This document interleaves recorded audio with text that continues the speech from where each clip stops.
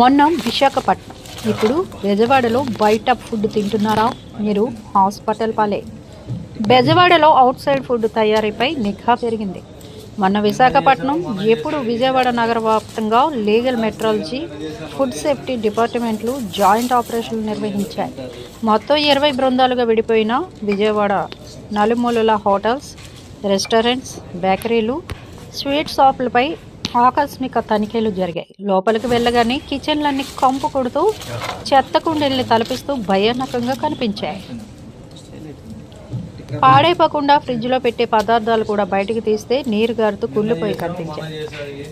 ఆహారాల తయారీలో వాడుతున్న కలర్స్ ఏంటి, మిగతా ఇంగ్రీడియంట్స్ ఏంటి అని ఆరా తీశారు అధికారులు. కాలం చెల్లిన పదార్థాలని సీజ్ చేశారు. ఇక్కడ అధిక శాతం ఆహార పదార్థాలు పూర్తిగా పాడై తినడానికి అస్సలు వీల్లేనివే.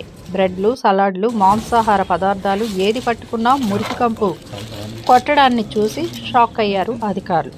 ఇంకా హోటల్స్ అయితే కనీస అనుమతులే లేకుండా నిర్వహిస్తున్నట్లు గుర్తించారు. 2-3 రోజుల కిందట వండిన పదార్థాలను కూడా కస్టమర్లకు వడ్డిస్తున్నట్లు తేల్చారు. ఒక రెస్టారెంట్లో క్వింటాలు దాకా వేస్ట్ ఫుడ్ అమ్మకానికి పెట్టేశారు. వీటి మీద ఎప్పుడు తయారు చేశారు, ఎప్పటి వరకు అమ్ముకోవచ్చు అని లేబుల్సే లేవు. కమిషనర్ ఆదేశాల మేరకు చర్యలు తీసుకుంటామని డిప్యూటీ కమిషనర్ పూర్ణచంద్రరావు తెలిపారు.